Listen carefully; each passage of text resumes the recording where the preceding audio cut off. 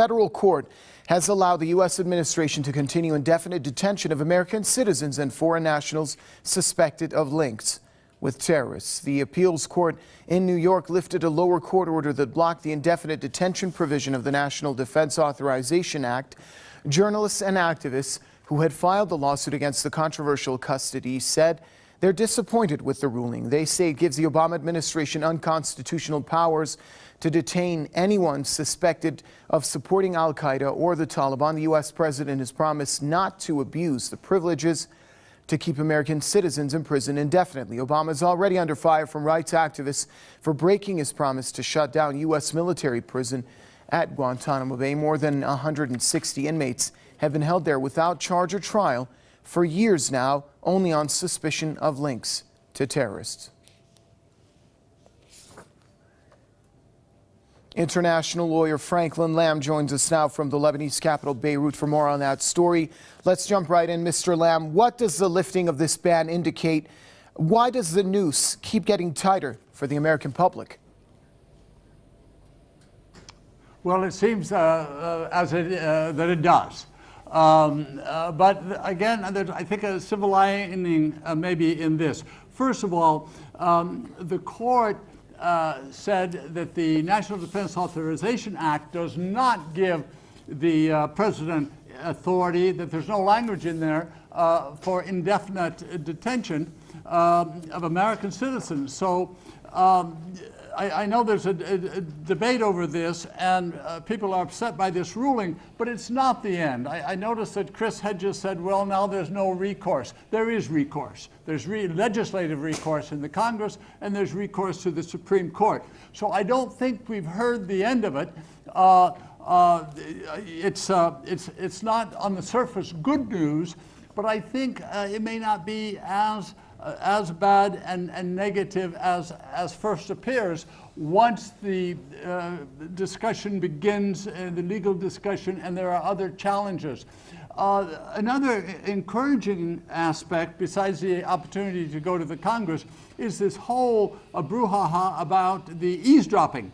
You've seen now in Congress a couple initiatives by senators preparing legislation to curtail that. It is clear that the American people are very upset and up in arms over that spying on the citizens, and I think that this indefinite, quote, detention may be a victim of that public anger once the Congress acts and the public gets a bit more mobilized. So I don't think it's the end of the American civil liberties. On the surface, at quick glance, it doesn't look great, but then when you parse it and get down to it, and again the challenges that are going to continue, I think it may take on a different light. But there's no question it's not positive. It would have been good if the court upheld the circuit court upheld the district court, but they didn't do it. I saw an interesting image of two protesters, or demonstrators rather, holding up a banner that said the National Defense Authorization Act means Guantanamo for everyone. I'd like to get your thoughts on that specific notion. And also, many observers of the situation think that at this rate, down the line, maybe a notion such as civil liberties, human rights, and personal freedoms will be mere platitudes in the near future. Well, that's certainly a prospect that every American has got to resist. And I think in the process of resisting that with this chronic, out-of-control eavesdropping, I think we're going to see the pendulum swing back. I think it's an overstatement to say that it subjects every American to Guantanamo. President Obama is under increasing pressure because 3 times he declared he was going to close it, and he hasn't done it. And his legacy is in danger, and I think he and Attorney General Holder know that. And the Democrats aren't happy because they're going to have to face an election. So I think we frankly may see some changes. But no, I don't think, I do accept what the president has said, and the attorney general, that we have not come to the state where they're going to start arresting Americans and stick them in Guantanamo. That would cause a revolution, as it should, on the streets of America. But again, it's not a positive sign, and it's going to be up to the public to resist these things and the Congress.